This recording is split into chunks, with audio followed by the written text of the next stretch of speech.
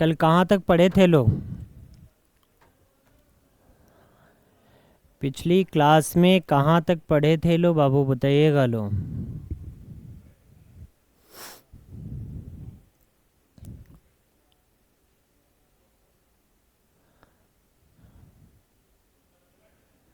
नहीं पता है कहाँ तक पढ़े थे लोग? चलिए, पिछले क्लास में टाइम एंड वर्क चल रहा था और मुझे लग रहा है कि टाइम एंड वर्क के हम लोग अप्रॉक्सीमेट बात करें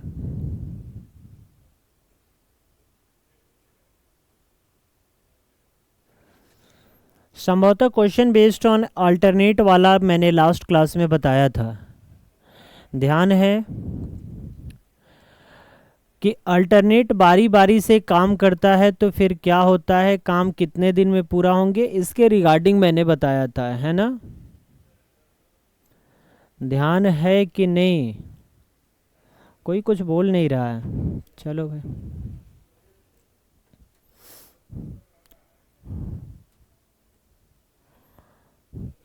इसके बाद मैंने बोला था कि कंसेप्ट ऑफ इफ़िशियंसी आपको समझाएंगे। कंसेप्ट ऑफ इफ़िशियंसी की जब बात करते हैं तो इफ़िशियंसी के कंसेप्ट को पहले समझाते हैं, फिर उस पर हम लोग क्वेश्चंस बनाने की कोशिश करेंगे, है ना?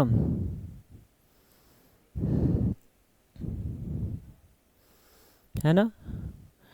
मुस्कान सिंह, गुड आफ्टरनून।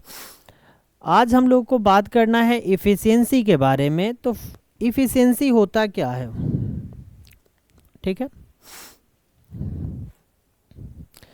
अगर बाबू एक बात समझो, अगर हमें वर्क निकालना है, work,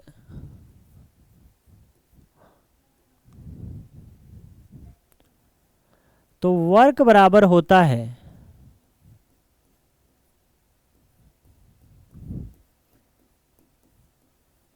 efficiency into time. Work बराबर होता है इफिशियंसी इनटू टाइम। अगर हिंदी वालों के लिए अगर हम बात करें तो कह सकते हैं कि जो काम होता है, वर्क होता है, काम जो होता है वो बराबर होता है क्षमता इनटू समय के।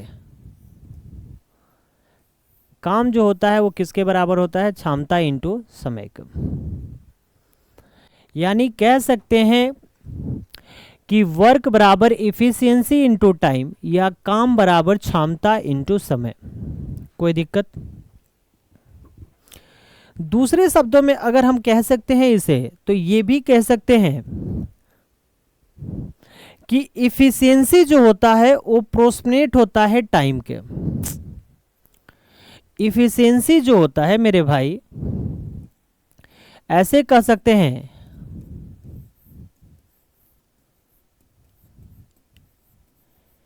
इफिशियंसी जो होता है प्रोपोर्शनेट होता है 1/टाइम के।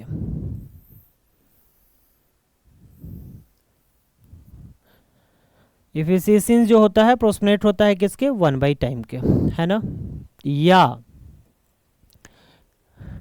Akshay, good afternoon. इफिशियंसी जो होता है प्रोपोर्शनेट होता है 1/टाइम के। यानी अगर हम यहाँ पे कहें कि अगर मेरे पास इफिशियंसी का रेशियो दिया गया है, इफिशियंसी का हमें क्या दिया गया है? रेशियो दिया गया है। तो अगर इफिशियंसी के रेशियो से अगर हमें टाइम का रेशियो बनाना है, इफिशियंसी के रेशियो से अगर हमें टाइम का रेशियो बनाना है, तो हम लोग क्या करेंगे? जो भी चीज़ें हमें दी गई होगी उस चीज़ों को हम लोग रिवर्स कर लेंगे। उस चीज़ों को हमें क्या कर लेंगे? रिवर्स कर लेंगे। यानी कह सकते हैं कि अगर इफिशियंसी का आपका रेशियो बाबू 2 और 3 का है, तो बाय डिफ़ॉल्ट है कि टाइम का जो रेशियो होगा वो 3 और 2 का होगा। इफिशियंसी का रेशियो अगर 2 और 3 का है तो टाइम का जो रेशियो होगा वो 3 और 2 का होगा। है ना। दूसरे मीनिंग में अगर हम कह सकते हैं कि मेरे पास अगर इफिशियंसी का रेशियो अगर दिया गया है मेरे पास 1,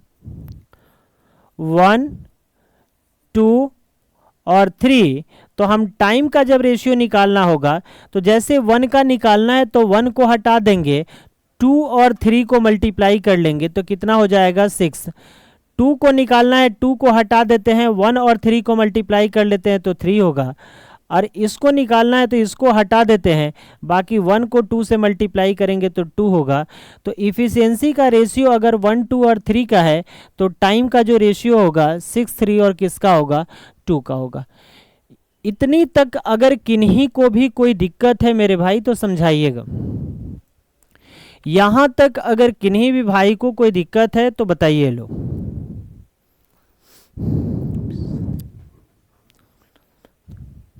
ठीक है, तो आपको हमेशा ये बात समझ के रखना है, हमेशा इस बात को ध्यान में रखना है कि कार्य क्षमता का विपरीत, कार्य क्षमता का विपरीत जो होता है, विपरीत कार्य क्षमता के विपरीत समय का अनुपात होता है। समय का अनुपात होता है। कार्य क्षमता के विपरीत क्या होता है? समय का अनुपात होता है। कार्य क्षमता के विपरीत जो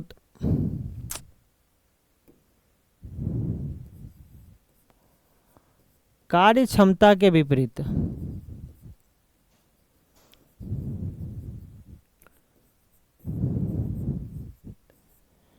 कार्य क्षमता के विपरीत समय का अनुपात होता है।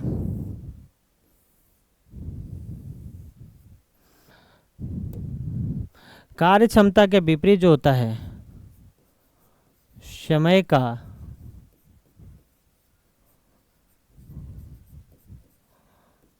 अनुपात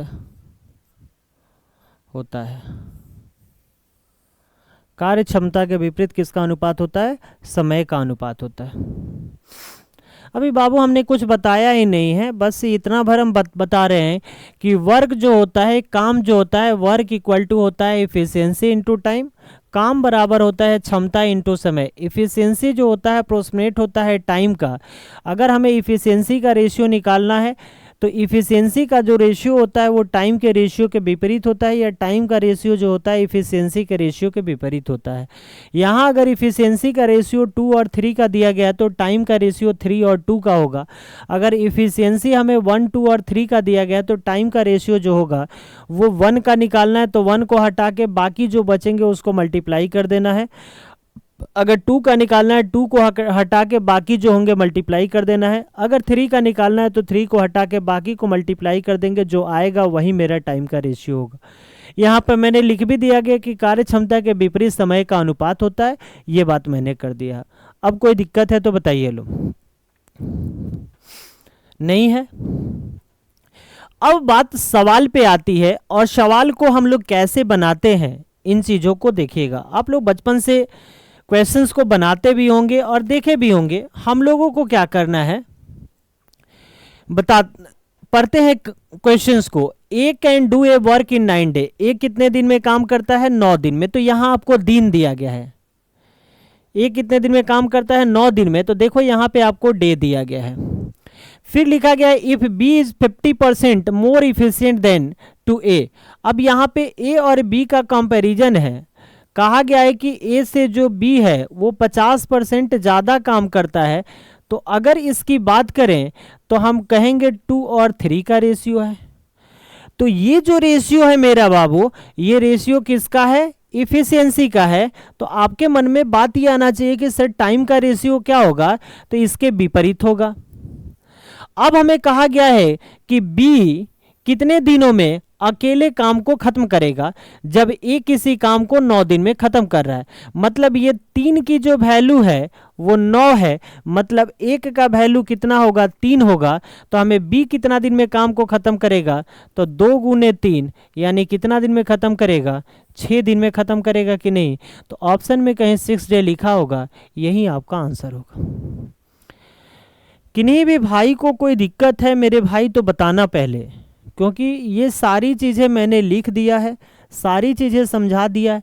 मेरा लक्ष्य होता है, हम लोग कोशिश करते हैं कि क्वेश्चन को क्वेश्चन की भाषा में समझ के बनाया जाए, है ना।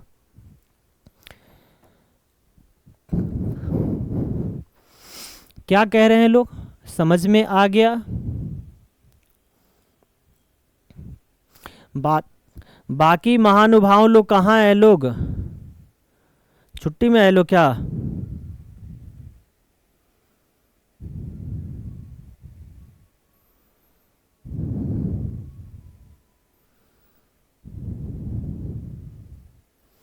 कोई दिक्कत, कोई दिक्कत है तो बताइए, नहीं है आगे बढ़ते हैं। आगे बोला गया है कि after working for 8 day Anil find that only 1/3 of the work has been done. He employ Rakesh is 60% efficient as Anil. How many more days will Anil and Rakesh take to complete job. एक बार और बता दें, ठीक है, एक बार और बता देते हैं।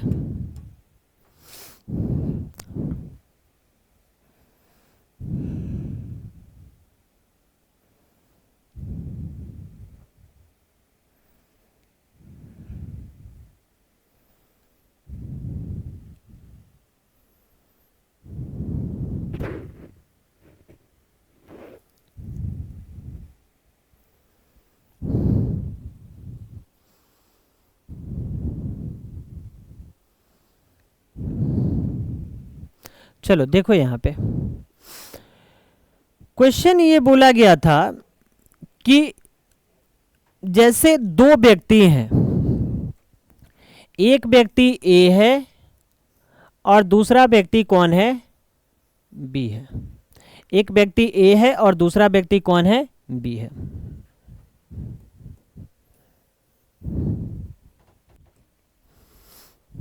देख लो,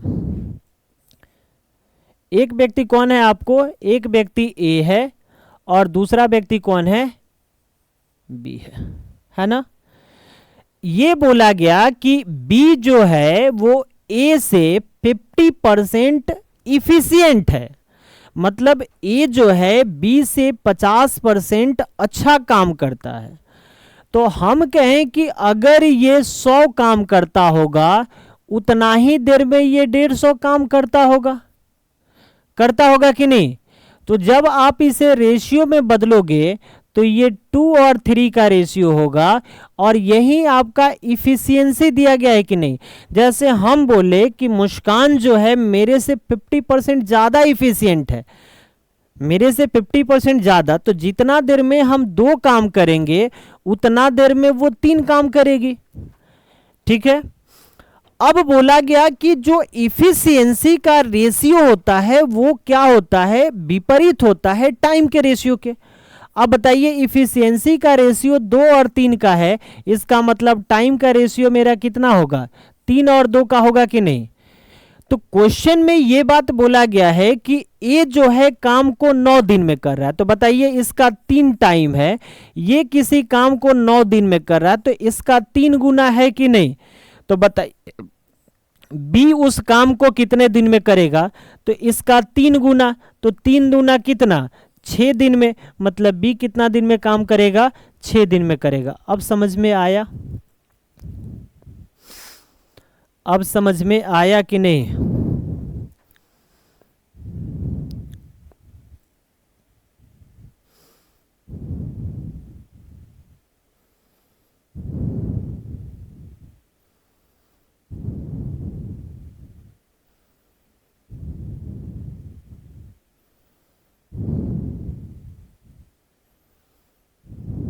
जल्दी बताइए।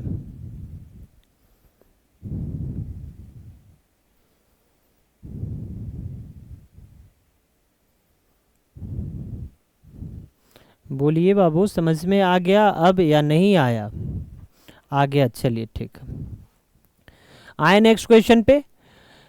आगे बोला गया है कि 8 दिनों तक काम करने के बाद अनिल को पता चला कि काम का केवल 1/3 भाग ही पूरा हुआ है। ठीक है,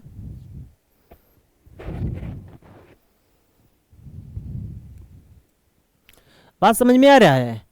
देखो क्वेश्चन को समझना लो। 8 दिनों तक काम करने के बाद पता चला कि अनिल को पता चला कि काम का केवल 1/3 भाग ही पूरा हुआ है। वह राकेश को नियुक्त करता है जो अनिल से 60% कुशल है। जो अनिल से कितना परसेंट कुशल है? 60% कुशल है।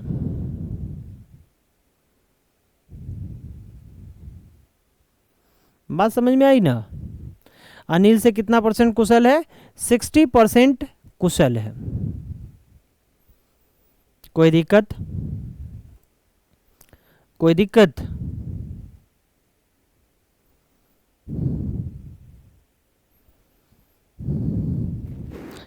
तो हमें क्या बोला गया? तो अनिल तथा राकेश को यह काम पूरा करने में कितने दिन लगेंगे? तो ध्यान से समझिएगा। After working for 8 day Anil find 1/3 of the work has been done. तो अगर हम अनिल की बात करें, अनिल का अगर बात करते हैं, तो अनिल को पूरा काम करने में कितना दिन? 1/3 भाग कितना दिन में किया है? 8। यानी अनिल को पूरा काम करने में कितना दिन लगेगा? 24 दिन लगेगा कि नहीं? हाँ या ना? अब यहां पे सवाल ये खड़ा होता है कि अनिल अब क्या करता है? राकेश को ज्वाइन करता है और बोला ये गया है कि Rakesh who is 60% efficient Anil. Rakesh जो है अनिल से 60% इफिशियंट है। अगर मान लो कि ये मेरा 100 है तो ये मेरा कितना होगा? 60 होगा। यानी इससे ये काट दें तो मेरा क्या होगा? 10 और 6 का रेशियो होगा कि नहीं? किसका रेशियो होगा? 10 और 6 का होगा। तो पहले हम टोटल काम लगाते हैं। तो टोटल काम क्या होता है भाई? अभी हमने बताया था total work efficient into time. तो बताओ, इसको 24 दिन लग रहा है और इसका इफिशियंसी 10 है, तो टोटल वर्क मेरा क्या होगा बताओ? तो 24 इंटू 10 होगा कि नहीं? यानी टोटल वर्क मेरा कितना हुआ? 240 हुआ। टोटल वर्क कितना हुआ?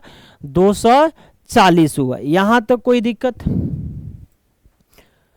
अब ये 60% काम कर देता है तो काम कितना बचेगा मेरा? 40% बचेगा। काम कितना बचेगा? 40% बचेगा। या देखते हैं वर्क जो लेफ्ट बचेगा वो कितना बचेगा? तो 240 इंटू 40% 2/3। 3 के टेबल से कितने बार में? 8 बार में। 8 दूना 16, 160। तो हमें पूछा गया है कि काम को पूरा करने में कितना दिन लगेगा। तो देखो 10 और 6 16 दोनों मिलके काम को 16 दिन में कर रहे हैं। 160 काम करना है तो 160/16 काम को पूरा करने में कितना दिन लगेगा? 10 दिन लगेगा। ये आपका आंसर होगा। इसका मतलब अनिल और राकेश मिलके काम को कितने दिन में करेंगे? तो कितने दिन में करेंगे? 10 दिन में करेंगे।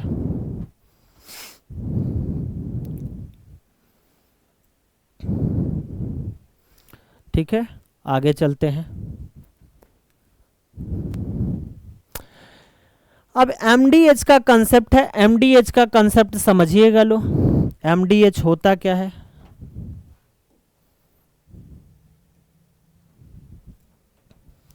देखो,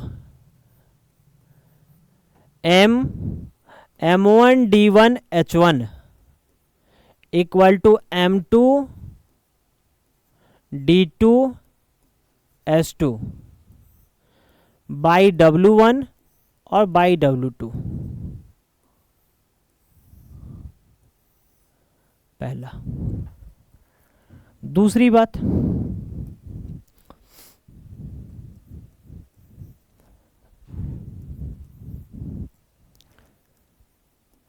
M1D1H1 M2D2H2।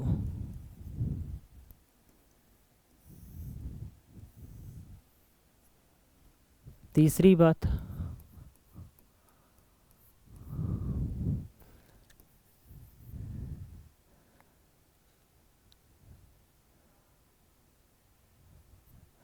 M1D1 by W1 equal to M2D2 by W2, है ना। चौथी बात,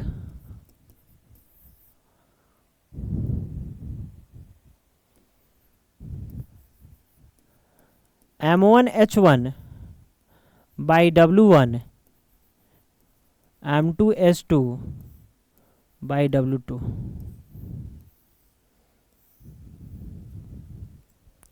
सबका मतलब समझते हैं लोग क्या है। M1 का मतलब होता है मैन, M2 का मतलब होता है मैन 2, मैन 1। D1 का मतलब होता है डे 1 डे 2। H1 का मतलब होता है आवर, और W1 का मतलब होता है वर्क। W1 का मतलब क्या होता है, वर्क। इसी से पूरा कंसेप्ट बना है। कभी कभी क्या होता है कि आपको डे के साथ साथ आवर भी दिया रहता है, कभी कभी डे के साथ आवर के साथ वर्क भी दिया रहता है। तो जो क्वेश्चन में दिया होगा उसके अकॉर्डिंग हम लोग क्या करेंगे, काम करेंगे और उस पर हम लोग बनाएंगे। लेकिन बेसिकली यही बात होता है,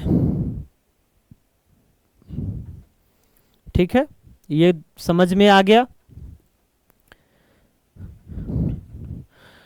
अगर हम इसको और अपनी भाषा में इसको और सिंप्लीफाई करें तो एक जगह हम लिख सकते हैं यहाँ पे M1D divided by W, man day hour divided by work, और इसी से ये सारी चीजें घूमती है। जैसे क्वेश्चंस में बोला गया है कि 12 आदमी किसी काम को 30 दिन में करता है तो 18 आदमी उसी काम को कितना दिन में करेगा। अब ये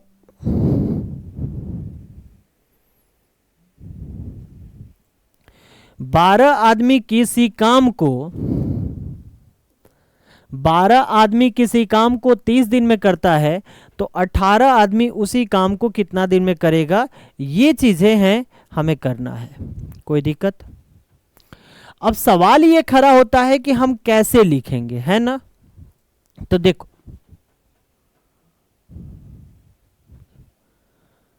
ठीक है, अगर हम बात करें इसे तो हम लिख सकते हैं कि यहां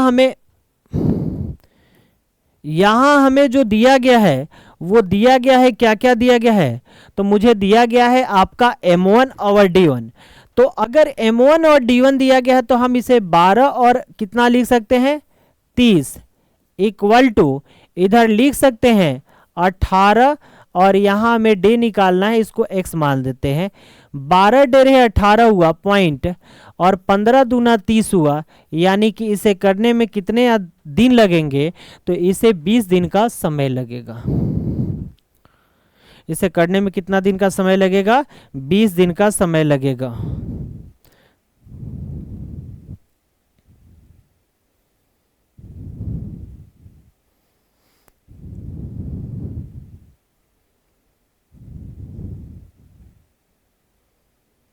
इसे कितना दिन का समय लगेगा,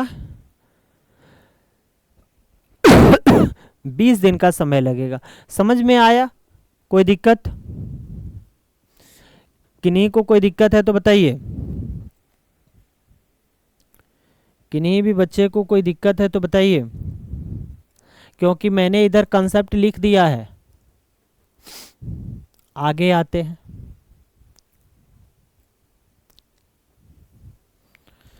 अब देखो यहाँ मैन, वोमेन, बच्चे सब हैं, इस पे क्वेश्चंस पूछा गया है ना। कोई दिक्कत, इस पे भी बनाना है। बोला गया है कि 3 पुरुष 4 महिलाएं तथा 6 बच्चे एक साथ किसी कार्य को 6 दिनों में कर सकते हैं।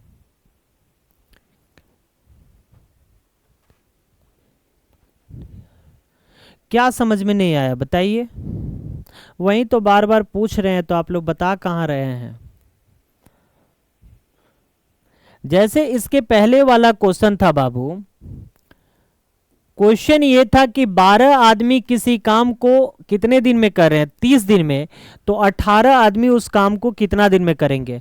तो देखो 12 आदमी किसी काम को अगर 30 दिन में कर रहे हैं तो उसी काम को 18 आदमी कितना दिन में करेंगे।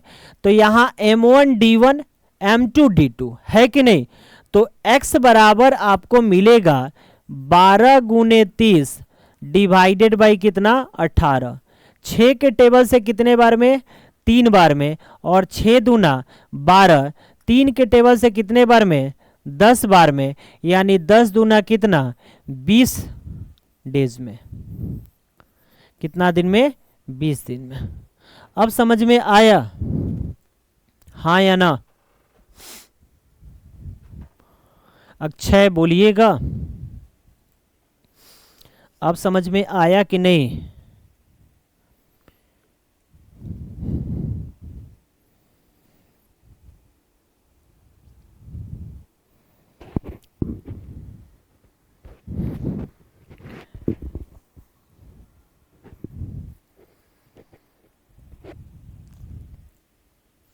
हाँ या ना बोलो मेरे भाई, समझ में आया कि नहीं?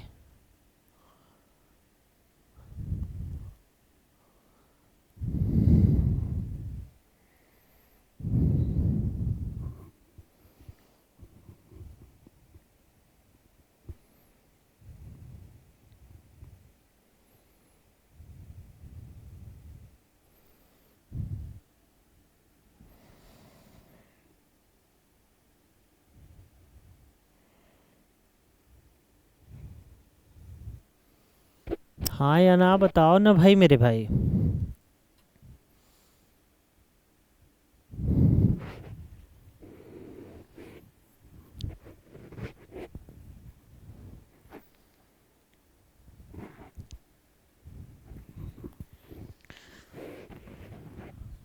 चलो ठीक, एक बात बोलने में इतना टाइम लगाइएगा तो फिर तो पता चलेगा कि क्वेश्चन बनते रह गया।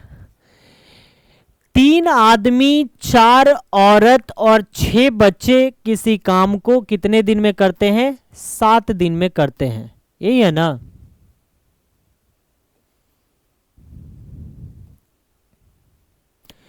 तीन आदमी 4 औरत और 6 बच्चे किसी काम को कितने दिन में करते हैं, 7 दिन में करते हैं।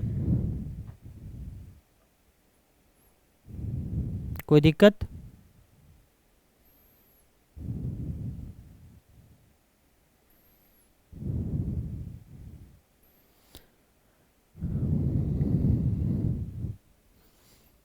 बोला गया है कि a women does double the work a man does and child does half the work in a man.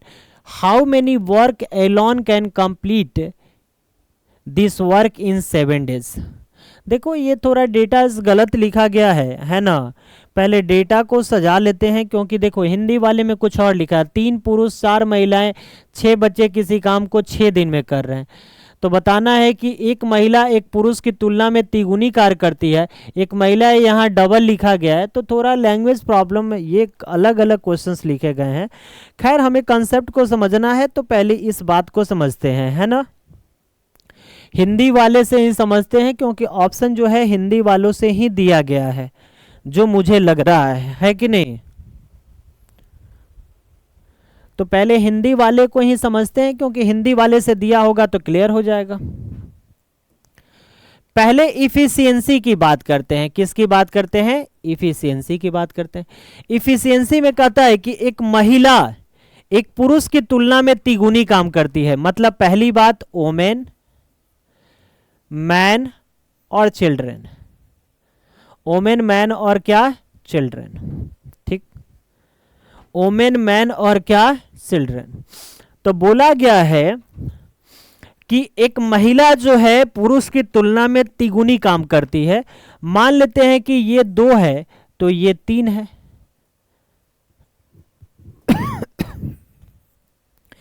तिगुनी काम करती है तो ये 2 है तो ये क्या है, 6 है।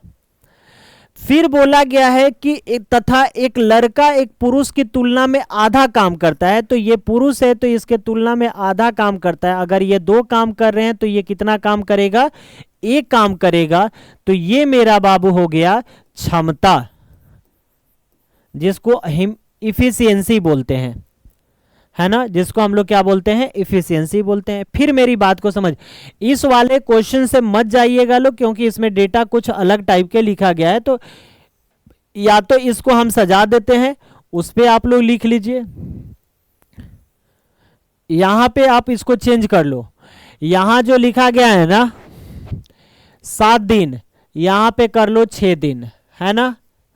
और यहां जो 7 डेज लिखा गया है ना, यहां कर लीजिए 4 डेज। कोई दिक्कत? तो बोला गया है कि 3 पुरुष 4 महिलाएं तथा 6 बच्चे एक साथ किसी कार्य को 6 दिन में कर सकते हैं। एक महिला एक पुरुष की तुलना में तिगुनी कार्य करती है तथा एक लड़का एक पुरुष की तुलना में आधा कार्य करता है। इस कार्य को 4 दिनों में करने के लिए कितने।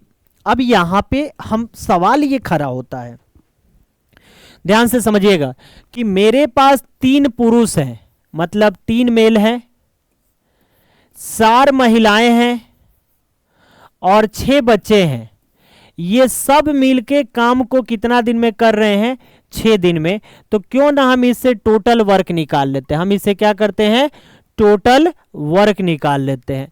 तो कैसे टोटल वर्क निकालेंगे, तो 3 मैन की इफिशियंसी कितनी है, 2, तो 3 गुने 2 6 हो जाएगा, प्लस 4 ओमेन की इफिशियंसी कितनी है, 6, तो 6 चौका 24, और 6 गुने 1 मतलब कितना हो जाएगा, 6 हो जाएगा, और इनटू में कितना 6। तो देखो तो 24 और 6 30 और 6 36, 36 इंटू कितना हो गया, 6 हो गया। कैलकुलेट करेंगे तो 6 का 36, 36 18 3 21, यानी टोटल वर्क हो गया मेरा 216। टोटल वर्क मेरा कितना निकल गया मेरे भाई, 216 मेरा टोटल वर्क निकल गया। अब हमसे ये पूछा गया है कि इसी कार्य को 4 दिन में करने के लिए कितनी महिलाओं की आवश्यकता होगी। मतलब ये बोला गया कि 216 काम करने के लिए कितनी महिलाओं की आवश्यकता होगी।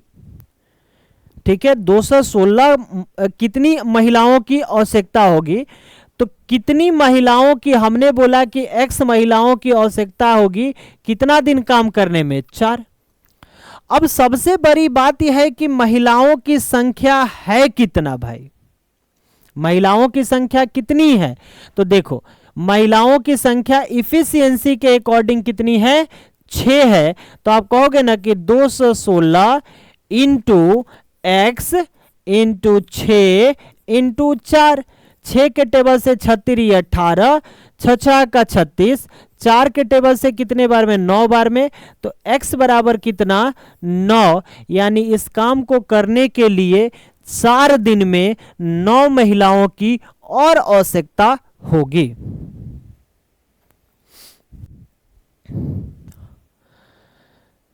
समझ में आया कि नहीं?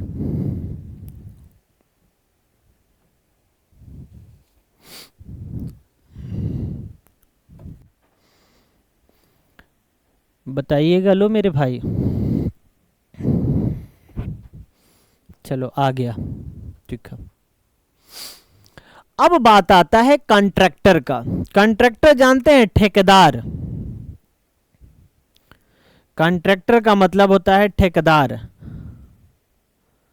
भाई ठेकेदारी क्या होता है, कैसे होता है, किस तरह का होता है, समझिएगा लो।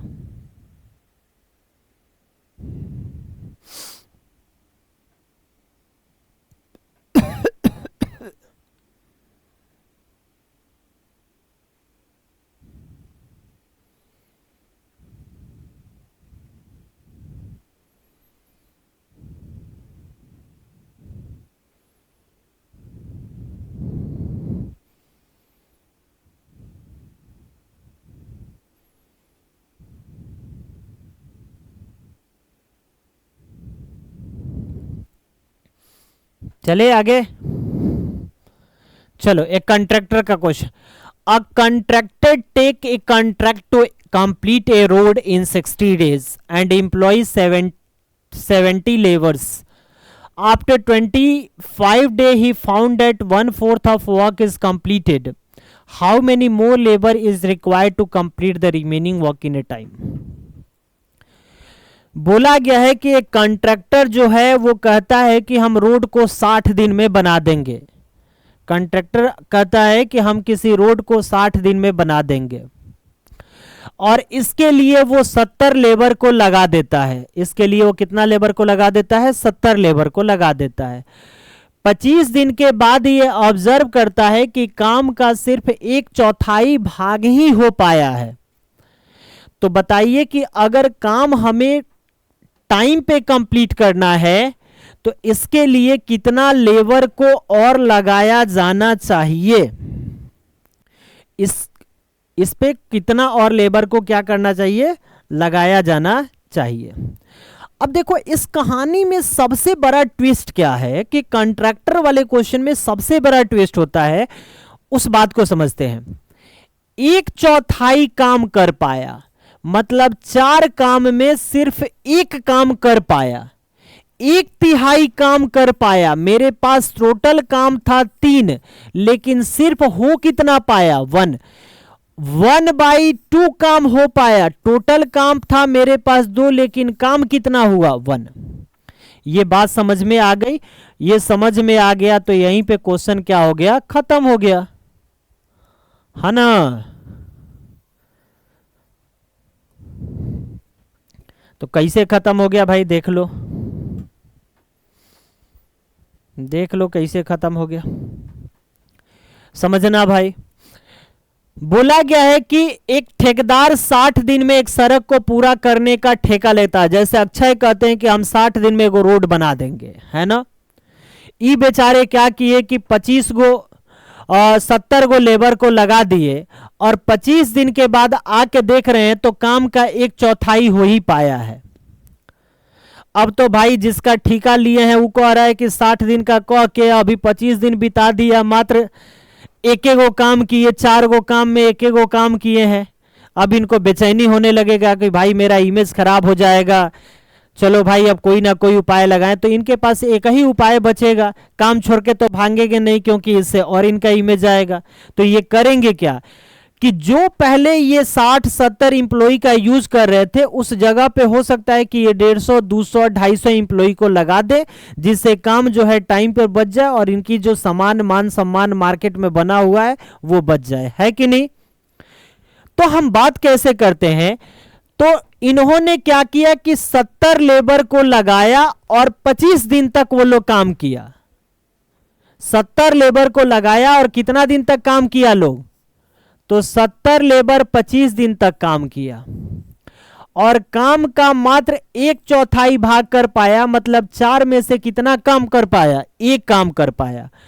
अब इनके सर पे टेंशन हो गया तो ये लेबर की संख्या क्या करेंगे? बढ़ाएंगे। तो 70 में कुछ और ही जोड़ देंगे। अब इनके पास टोटल था 60 दिन, जिसमें से 25 दिन तो निकाल दिए हैं, तो दिन कितना बचा है? 35 दिन। और काम इनके पास कितना बचा है? और काम कितना बचा है इनके पास? तो काम इनके पास जो बचा है वो काम बचा है कितना? 3 काम बचा है, क्योंकि 1 काम हो चुका है। अब इसको कैलकुलेट कर लेते हैं। 35 दूना 70, 35 दूना 70, तो 25 दूना 50, 50 दिया 150, यानी कह सकते हैं कि 150 बराबर 70 प्लस एक्स। तो x बराबर हो जाएगा 150 माइनस 70 इक्वल टू कितना? 80। यानी इनको और कितना लेबर को बढ़ाया जाना पड़ेगा? तो इनको और 80 लेबर क्या करना पड़ेगा? बढ़ाना पड़ेगा, तब जाके इनका काम जो है टाइम पर कंप्लीट होगा और इनका जो सामान है मार्केट में वो बचा रहेगा। समझ में आया? समझ में आया कि नहीं मेरे भाई? जल्दी बताओ। बाकी सब लोग तो सो जा रहे हैं, है ना, मज़ा नहीं आ रहा है। अब इधर इस क्लास को ड्रॉप कर दिया जाएगा, ऐसे कीजिएगा लो तो।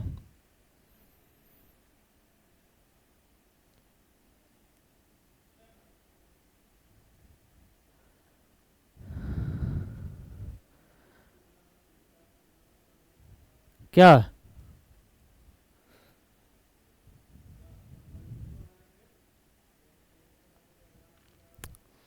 बताइएगा लो।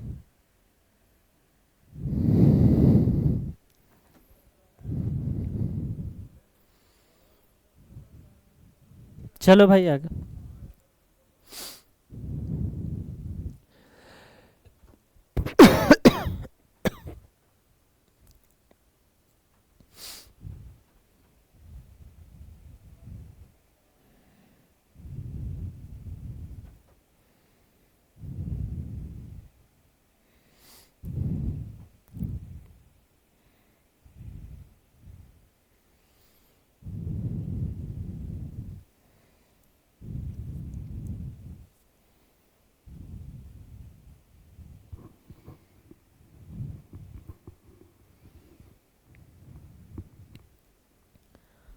सागर राणा है ना, क्या कह रहे हैं मेरे भाई?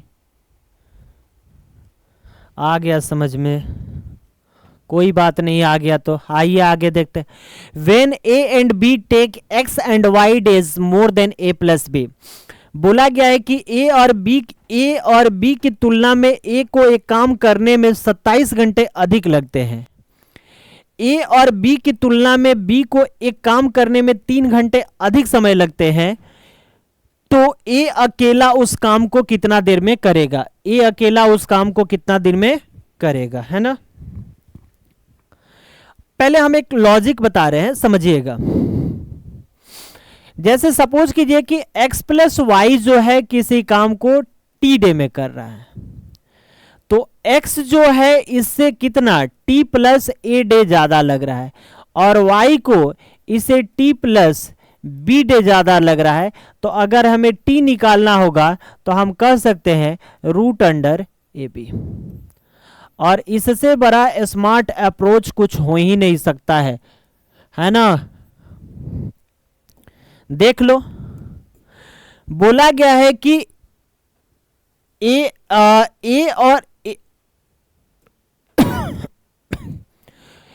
और बी की तुलना में ए को एक काम करने में 27 घंटे अधिक लगेंगे, तथा ए और बी की तुलना में बी को एक काम करने में 3 घंटे अधिक समय लगते हैं।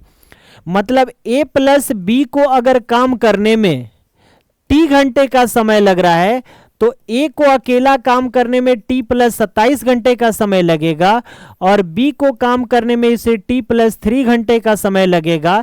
तो हमें क्या बताना है कि ए अकेला उस काम को कितना देर में करेगा? तो रूट अंडर होता है टी बराबर ए बी, यानी 27 × 3, यानी ये हो गया आपका 81। 81 का जो रूट होगा वो कितना होगा? 9 होगा। तो हमें पूछा गया है कि ए अकेला काम को कितना देर में करेगा। तो देखो 9 + 27, 27 और 9 मिलके कितना होता है? 36। तो ए अकेला काम को कितने देर में करेगा? 36 में। अगर बी के बारे में पूछता तो 9 + 3, बी अकेला उस काम को कितने दिन में करेगा? 12 दिन में करेगा।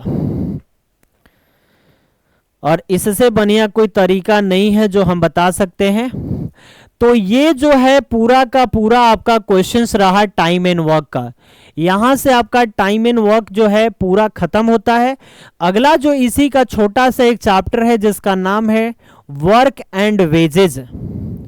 Work and wages. तो नेक्स्ट क्लास जब भी होगा उसमें वर्क एंड वेजेस के बारे में पढ़ाएंगे। इसमें जितने भी टाइप के क्वेश्चंस बनते हैं वो सारे टाइप को मैंने बता दिया है ना, चाहे वो बेसिक 1 वेरिएबल क्वेश्चन हो, ये भी मैंने बता दिया, 2 वेरिएबल क्वेश्चन हो, ये भी मैंने बता दिया, एमडीएस के पैटर्न पे था, ये भी मैंने, अल्टरनेट के बेस पे था, ये भी मैंने बता दिया, इफिशियंसी के बेस पे था, ये भी मैंने बता दिया। फॉरवर्ड एंड बैकवर्ड और बोथ के कंडीशन पे था कि 4 दिन काम करके छोड़ दिया, काम समाप्त होने से 3 दिन पहले काम छोड़ दिया, या 4 दिन बाद छोड़ा, 3 दिन पहले छोड़ा, इसके बेस पे बता दिया।